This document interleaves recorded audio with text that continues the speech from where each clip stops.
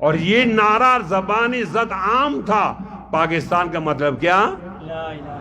بولو بولو, اوپر والو بولو.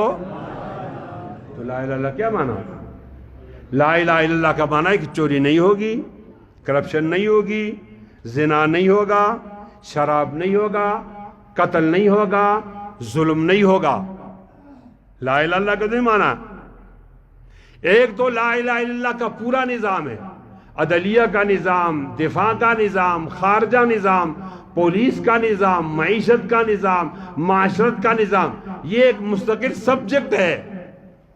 لیکن میں کہتا ہوں چلو کم از کم ایسا تو ہونا کہ زنا نہ ہو, شراب نہ ہو, کرپشن نہ ہو, چوری نہ ہو, قتل نہ ہو, ظلم نہ ہو.